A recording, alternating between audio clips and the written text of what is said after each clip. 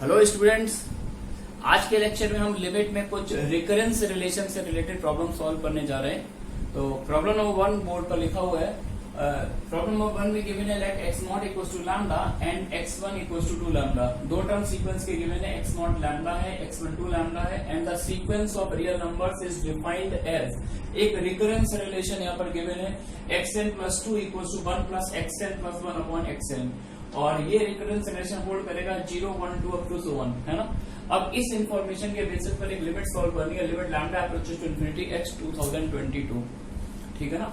तो अब ऑब्वियस सी बात है, अपने को केवल दो टर्म पता है, x नॉट पता है, x1 पता है, और हमको इस टर्म की लिमिटिंग वैल्यू निकालनी है। और इस टर्म को निकालने के लिए हमको क्या करना है, इस रिकरेंस रिलेशन को यूज करना है। चलिए सॉल्व करते हैं,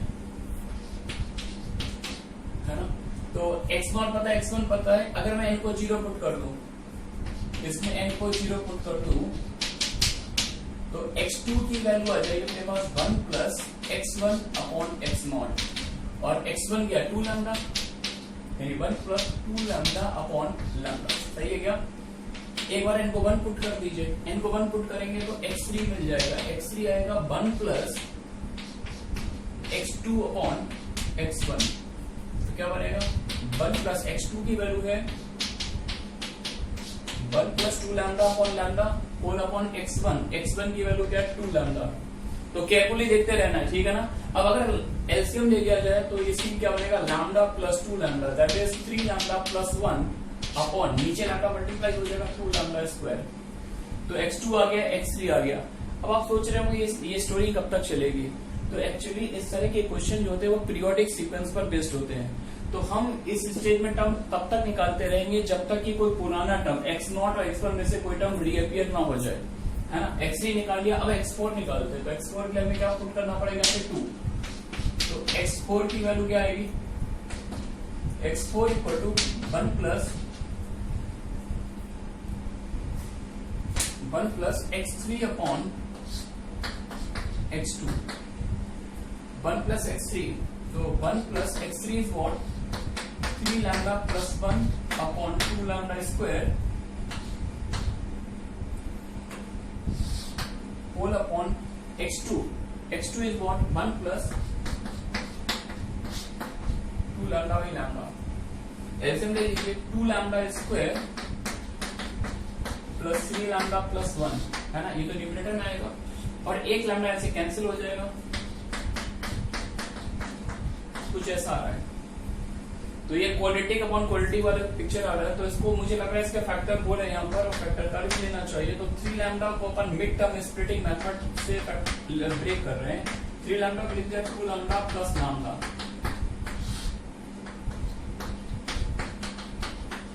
यहाँ से 2 लैम्डा कॉमन आ जाएगा।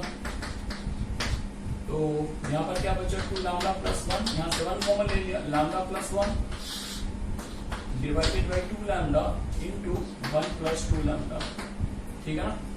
तो फाइनली फैक्टर यहाँ पे क्या देख रहे हैं, फैक्टर देख रहे हैं 2 lambda plus 1 into lambda plus 1 upon 2 lambda 1 plus 2 lambda, है ना। इससे ये टर्म कैंसिल हो गया। तो x4 की वैल्यू निकाली, और x4 भी एक नया टर्म देख रहा है लैम्डा प्लस 1 अपॉन 2 लैम्डा। ये x4 की वैल्यू आ रही है ना। यानी अभी भी हमें रीअपीयरेंस दिखाई नहीं देता है, नहीं दिखाई दिया, एक स्टेप और आगे बढ़ते, तब तक चलते रहना जब तक कि कोई पुराना टर्म x नॉट x1 में से रीअपीयर ना हो जाए। एक बार n को 3 पुट कर दिया, ठीक है क्या। तो n को 3 जब पुट करेंगे तो यहां पर x5 आ जाएगा।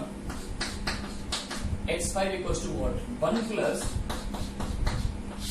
x4 by x3। x4 क्या आया जस्ट अभी lambda plus 1 upon 2 lambda divided by x3। What is x3? x3 is this 3 lambda plus 1 by 2 lambda square, 3 lambda plus 1 upon 2 lambda square. तो एलसीएम ले लेते हैं। तो एलसीएम लेंगे तो देखिए न्यूमरेटर क्या है 2 lambda plus lambda, 3 lambda plus 1, ठीक है ना। और नीचे का 2 लैम्डा स्क्वायर ऊपर से मल्टीप्लाई होगा, और ये 2 लैम्डा कैंसिल करेगा तो लैम्डा बचेगा, और नीचे 3 लैम्डा प्लस 1। और अब आपके फेस पर एक स्माइल आनी चाहिए क्योंकि जो आप करना चाहते थे वैसा मिल चुका है। x5 निकल आया, x5 इज लैम्डा और लैम्डा किसकी वैल्यू दे रखी है, x नॉट की। तो x5 अगर लैम्डा है और जो किसके इक्वल है, x नॉट के इक्वल है, तो इसका मतलब एक साइकिल कंप्लीट 5 लेंथ में हो रही है। x नॉट लैम्डा है, x12 लैम्डा है और x5 फिर से लैम्डा आ गया। अब x5 अगर लैम्डा आया तो जब x6 निकालोगे तो x6 क्या आ जाएगा, आपके पास 2 लैम्डा, x6 में यही बन जाएगा। x7 निकालोगे तो x2 के इक्वल आ जाएगा, x8 निकालोगे तो x3 के इक्वल आ जाएगा। तो अब हम यहाँ पे लिख सकते हैं therefore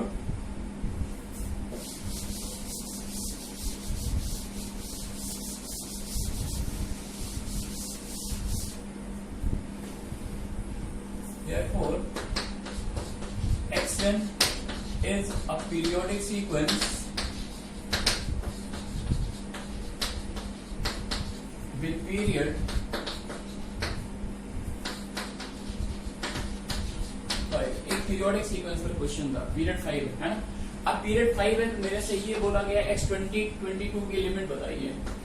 Therefore we can write from here lambda approaches to infinity x20 22। तो मैं लिखूंगा limit lambda approaches to infinity 5 से डिवाइड दे दिए, 5 इसका पीरियड है, देखिए यहाँ पर। तो 5 से डिवाइड देंगे तो 2020 जो है ये 5 से डिविजिबल होता है, ठीक है ना। तो 2020 अगर 5 से डिविजिबल है तो ये क्या बच जाएगा, x2 आ जाएगा, है ना। और x2 की वैल्यू हम लोगों ने निकाली थी, आई होप क्या थी, x2 की वैल्यू आई थी क्या आएगी 1 प्लस 2 लैम्डा बाई लैम्डा, क्योंकि 1 प्लस xn प्लस 1 यहाँ आएगी, चेक कर लीजिएगा एक बार, 1 प्लस 2 लैम्डा बाई लैम्डा। और इन्फिनिटी की लिमिट ऑफ सीधा कोफिशिएंट का रेशियो, आंसर क्या आ जाएगा। तो इस तरह की प्रॉब्लम थी ये जिसमें पीरियोडिसिटी का यूज हो रहा था, ठीक है ना। चलिए मूव करते हैं आगे।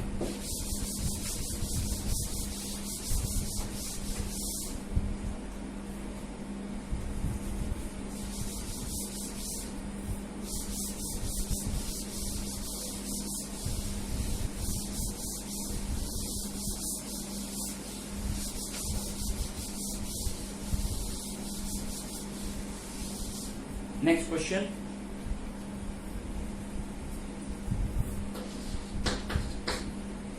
Consider the sequence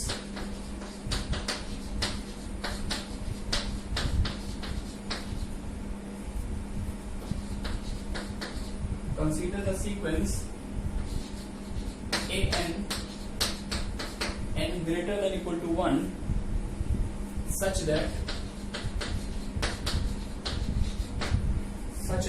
a naught equals to 2 and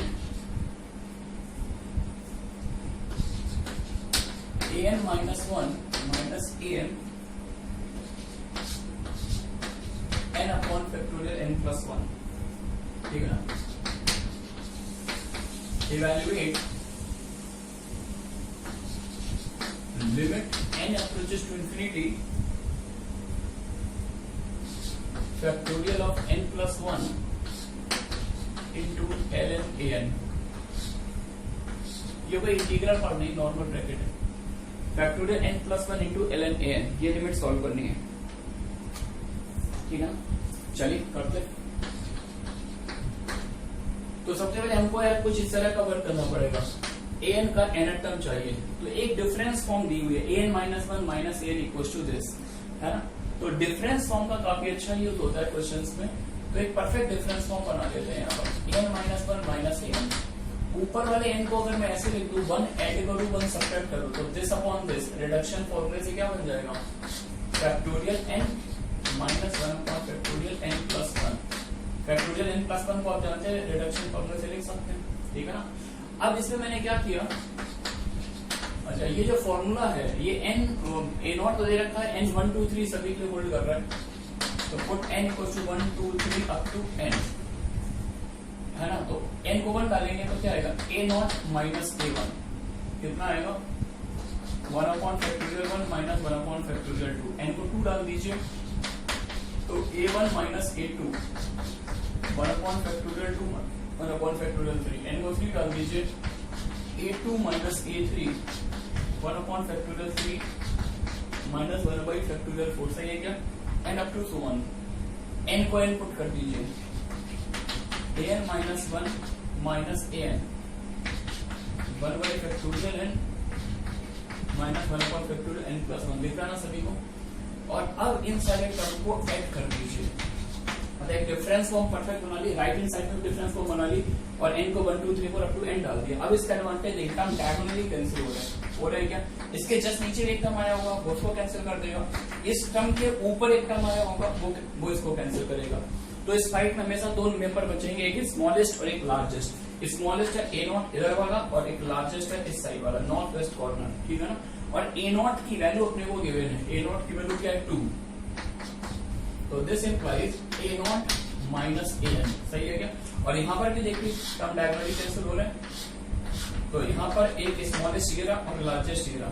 A0 minus AN की वैल्यू आ गई है 1 upon factorial 1 minus 1 upon factorial n plus 1। अच्छा A0 की वैल्यू क्या है 2, तो इसको इधर शिफ्ट कर दीजिए, तो AN की वैल्यू आ गई 1, AN क्या आएगा 1 plus 1 upon factorial n plus 1। आ रही है बात बच्चों समझ में। AN अगर ये आ चुका है, जैसे what is the value of ln AN, log ले लिया इसका ln of 1 plus 1 upon factorial of n plus 1 आ गया। अभी लिमिट निकाल लेते हैं, therefore limit n approaches to infinity factorial of n plus 1 into ln AN equals to, है ना। तो एक काम करते हैं, ये जो फैक्टोरियल n प्लस 1 है, अच्छा मैं n को इंफिनिटी टेंड कराऊंगा तो ये लॉग के अंदर की पिक्चर ये 0 को टेंड कर जाएगा, ये वाला पिक्चर है ना। तो एक काम कीजिए, जो फैक्टोरियल n प्लस 1 है इसको ऊपर ना लिख के अगर मैं ऐसे लिख दूं, नीचे ले जाके लिख सकते हैं क्या। अब ये प्रोफाइल लर्न करो जो लॉगरिथमिक लिमिट में पढ़ाया था मैंने आपको, log of 1 plus fx upon fx, ln 1 plus fx upon fx की लिमिटिंग वैल्यू 1 होती है प्रोवाइडेड ये 0 को टेंड कर रहा हूं और ये 0 को टेंड कर रहा है, सही है ना।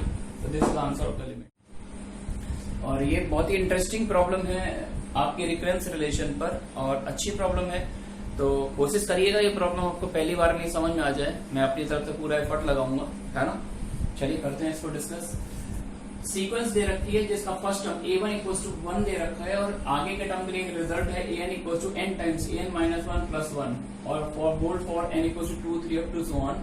और एक प्रोडक्ट डिफाइन कर रखा है इन्होंने pn equal to 1 plus 1 by a1 1 plus 1 by a2 and up to so on 1 plus 1 by an। ये प्रोडक्ट टर्म को pn कॉल किया है और इसी प्रोडक्ट टर्म की लिमिट निकालनी है ना। तो सबसे पहले मेरे को इस तरह की पिक्चर को इस सीक्वेंस से, ये जो रिकरेंस रिलेशन है इससे कनेक्ट करना पड़ेगा, यानी इन टाइप के टर्म्स की वैल्यू मुझे इस रिकरेंस रिलेशन से निकालनी है। चलिए सॉल्व करते हैं।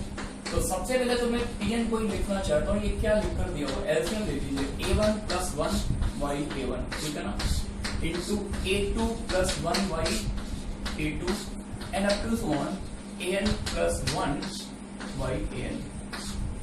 इस तरह का ये प्रोडक्ट गिवन है। अब a1 प्लस 1 a2 प्लस 1 ये मैं यहां से निकाल सकता हूं। अगर आप इस रिकरेंस रिलेशन को रीड करें तो an minus 1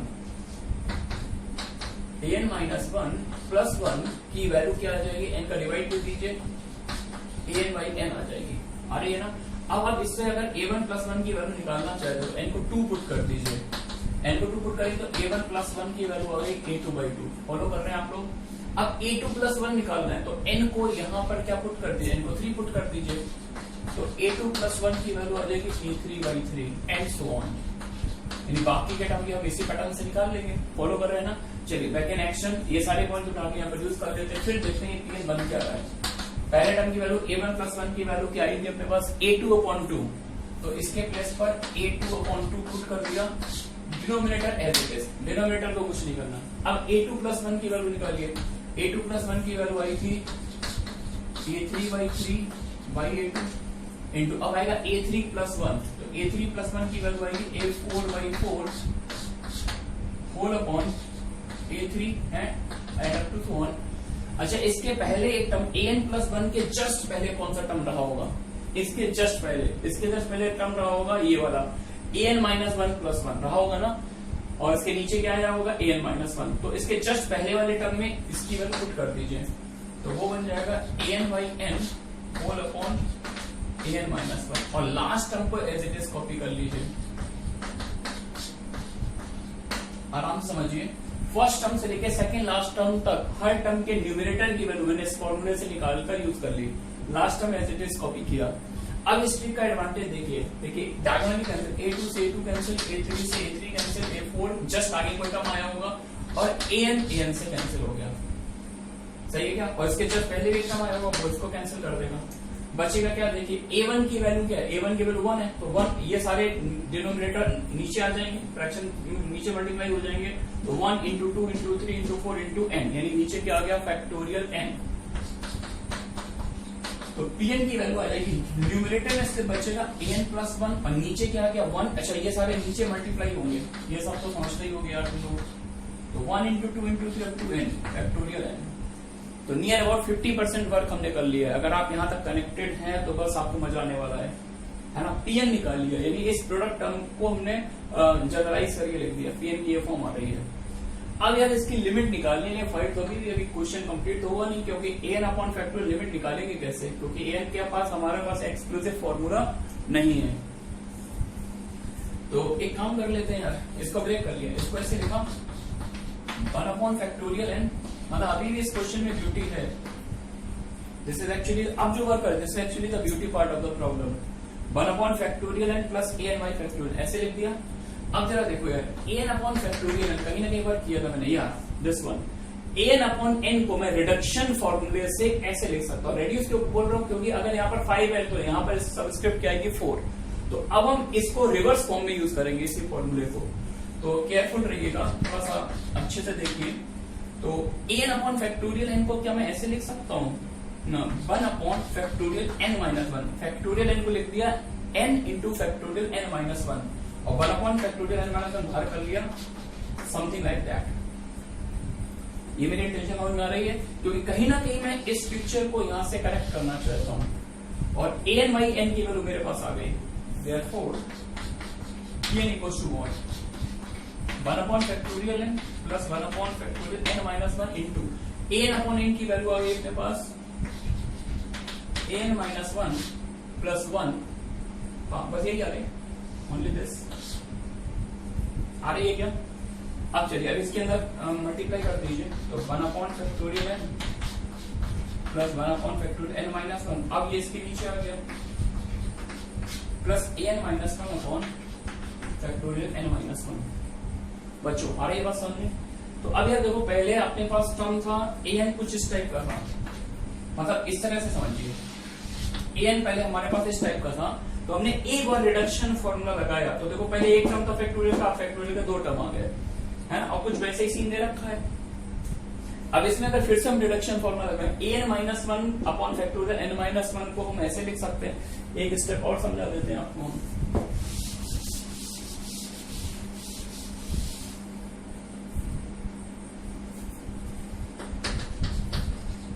n equals to 1 upon factorial n। अच्छा, अब इस टर्म को लिखना है, तो फैक्टोरियल n माइनस 1 को लिख दिया मैंने n minus 1 into factorial n minus 2, है ना? तो 1 अपॉन फैक्टोरियल n माइनस 2 को मैंने बाहर निकाल लिया, और बचेगा क्या? n minus 1 upon n minus 1, something like that. Check करिए, क्या इसको, इस टर्म को हम ऐसे लिख सकते हैं? बिल्कुल लिख सकते हैं, है ना? इसका एडवांटेज क्या होगा? क्योंकि इस टर्म की वैल्यू मैं यहां से निकाल सकता हूं। तो an minus 1 upon n minus 1 की वैल्यू अगर आप निकालेंगे यहां से, तो ये वैल्यू क्या आने वाली है?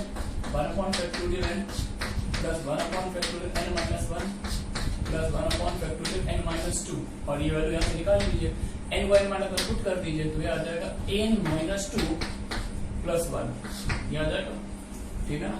कनेक्ट कर दीजिए, 1 upon factorial n plus 1 upon factorial n minus 1 plus 1 upon इसका ऐसे multiply plus an minus 2 upon factorial n minus 2। आधी बात बच्चों समझ में? तो अब देखिए, पहले हमने जर्नी स्टार्ट की थी यहाँ से, एक ही फैक्टोरियल था और ये टर्म था, फिर हमारे पास 2 फैक्टोरियल के टर्म है और ये रेड्यूस हो गए, n माइनस 1 बन गया, फिर 3 फैक्टोरियल टर्म हो गए, ऐसा कुछ सीन आया। तो कंटिन्यू अगर हम इस रिडक्शन प्रोसेस को रखें तो इंटरेस्टिंग है यार, लास्ट में सीन कैसा आएगा। तो लास्ट वाला सीन समझने के लिए लिख देंगे continue in the same similar manner, write yourself, continue in the similar manner, what we get 1 upon factorial n, 1 upon factorial n minus 1 plus up to 1। n को आप 3 पुट कर दीजिए या n को 4 पुट कर दीजिए, n को 4 put करेंगे तो ये कहां पर आ जाएगा a2 अपॉन फैक्टोरियल 2।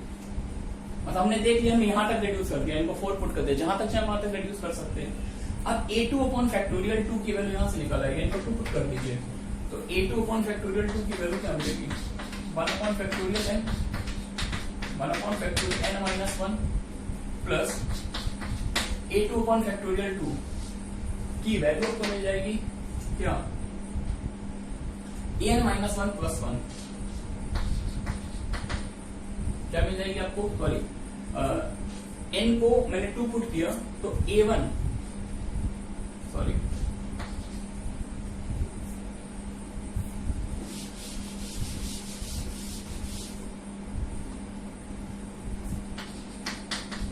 सही है क्या।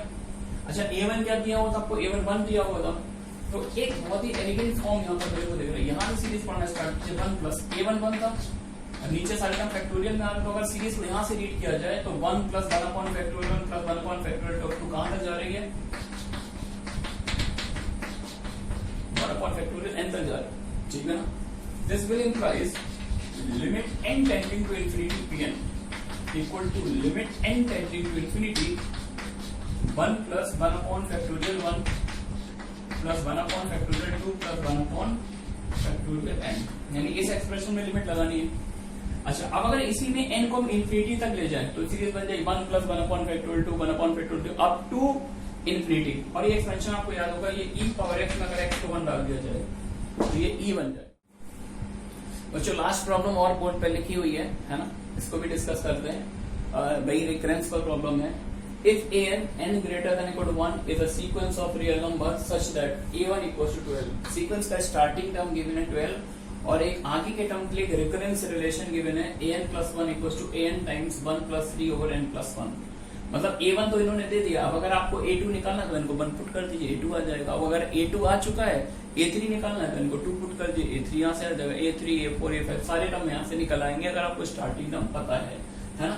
अब सारे टर्म निकालने और जिन्होंने ये क्वेश्चन पूछा limit r approaches to infinity sigma k varying from 1 to r 1 upon a k, ये लिमिट पूछी है, नो प्रॉब्लम। चलिए करते हैं डिस्कस। तो फर्स्ट ऑफ ऑल यार यहाँ पे वर्क करना, कुछ इस तरह की पिक्चर लानी है, 1 अपॉन an सर्च करना है ना। तो इसको मैंने कुछ इस तरह से लिख लिया an प्लस 1 अपॉन an, यहाँ पे एलसीएम ले लीजिए n plus 4 upon n plus 1, सही है क्या। इसमें मैंने पुट कर दिया,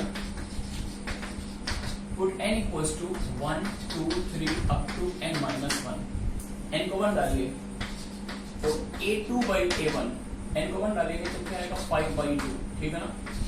n को 2 पुट कर दीजिए, n को 2 पुट करेंगे a3 by a2, a3 by a2 क्या आ जाएगा 6 बाई 3, a4 बाई a3 क्या आएगा, अगर 3 पुट किया जाए a4 बाई a3, 3 पुट करेंगे तो 7 by 4,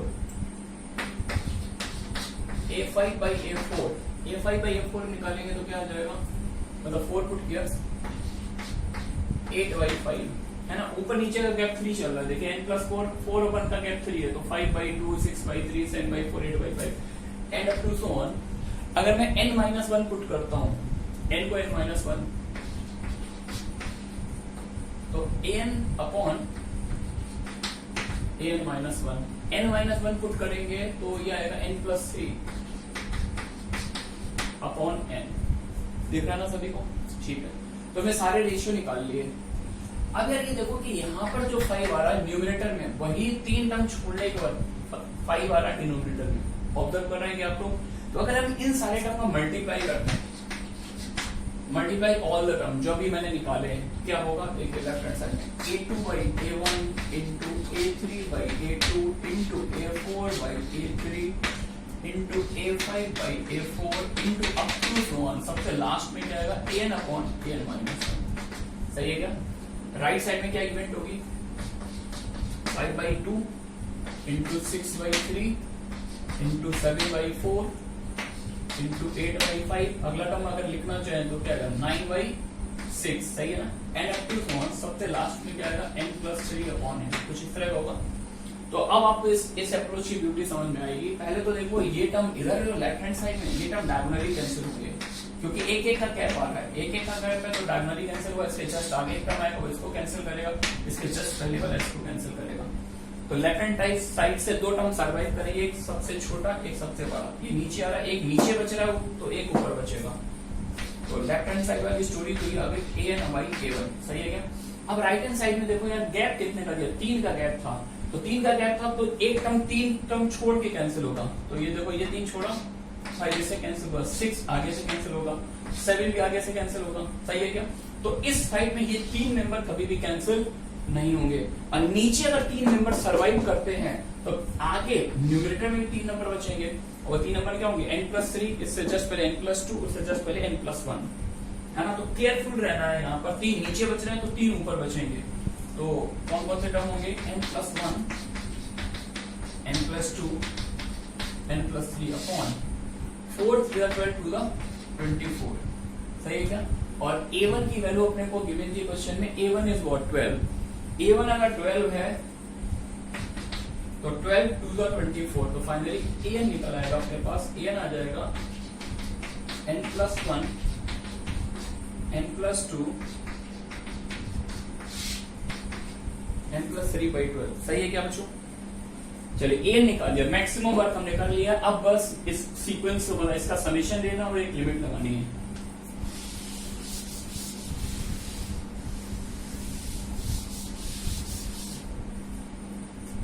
Therefore, sigma k varying from 1 to r, 1/ak, sorry 12 नहीं हुआ यहाँ पर, 12 था, 12 to the 24, mistake from my side, so take a pardon, 2 आ जाएगा यहाँ पर, है ना। तो 1/ak को मैं लिखूंगा 2, तो ले लिया मैंने न्यूमरेटर में, k varying from 1 to r, 2/n+1 n+2 n+3, something like that, ठीक है ना। अच्छा अब इसको डिफरेंस फॉर्म में अपन कैसे ब्रेक करते हैं, कुछ याद आ रहा है आप लोग को। एक बार लास्ट वाला टर्म छोड़ दीजिए, 2 तो बाहर ले लो, एक बार लास्ट वाला टर्म छोड़ दो,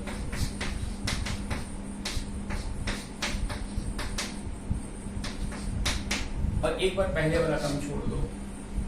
एक बार लास्ट वाला टर्म छोड़ते हैं, एक बार पहले वाला टर्म, ये ट्रिक होती है इसको डिफरेंस फॉर्म में लिखने की। तो n+2 n+3, तो देखिए इसमें क्या एडवांटेज है, n+2 तो पूरी पिक्चर से बाहर आ जाएगा, तो n+3 इधर आएगा, n+1 इधर आएगा, तो n+3 माइनस n+1 क्या आ जाएगा 2। तो ये जो 2 बाहर लिखा हुआ है इसको बाहर लिखने की जरूरत नहीं, एब्जॉर्ब हो जाएगा इसी में। अब चेक करके देखिए, एलसीएम लेके देखिएगा, ये डिफरेंस एक्चुअली इसी में रिड्यूस हो जाएगा, है ना। तो इस तरह के ट्रिक्स आपको सिखाई गई है जब सीक्वेंस इन सीरीज पढ़ाई गई होगी 11th में। चलिए आगे मूव करते हैं, मैंने अपना काम कर लिया। अब जब मैं k को 1 से r तक वैल्यू डालूंगा तो देखिए इसमें भी टर्म डायगोनली कैंसिल होंगे और केवल 2 मेंबर बचेंगे, स्मॉलेस्ट एंड लार्जेस्ट। स्मॉलेस्ट कौन सा होगा, जो k = 1 को डालने से यहां से मिलेगा, है ना। तो एक्चुअली यहाँ पर फॉर्म जो है अपने पास k की फॉर्म में आ रही है ना। तो k हटा के आप n लिख दो, ठीक है ना, n यूज करूंगा यहाँ पर, तो एक्चुअली मैंने n ही लिख दिया है। तो n को जब मैं 1 डालूंगा तो यहाँ से आएगा 2 × 3, एक ये टर्म बचेगा, और लार्जेस्ट टर्म कौन सा होगा जब आप n को r पुट करोगे इस टर्म में, स्पेस नहीं बचा वरना मैं सारे टर्म लिखकर दिखाता आपको, r+2 × r+3। आप n को एक बार 1 डालिएगा तो दिस माइनस दिस, n को 2 डालिएगा this minus this minus this, term diagonally cancel होंगे, केवल 2 टर्म बचेंगे, स्मॉलेस्ट एंड लार्जेस्ट, स्मॉलेस्ट यहाँ से लार्जेस्ट यहाँ से, समथिंग लाइक दैट। तो ये अपने पास आ चुका है ना। Therefore, limit n approaches to infinity, sigma n varying from 1 to r, 1/k।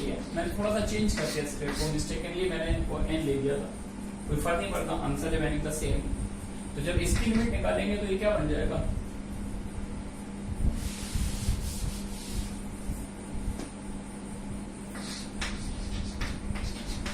Limit n approaches to infinity, sigma n varying, sorry sigma वाले टर्म की वैल्यू है अपने पास 1/2 × 3 माइनस 1/, ये क्या बन जाएगा, r के प्लेस पर n डाल दिया, है ना, तो n plus 2 into n plus 3। अब आप n को इन्फिनिटी टेंड करा दीजिए तो 0 टेंड कर जाएगा, 2 3 जा 6, what is answer 1/6। This kind of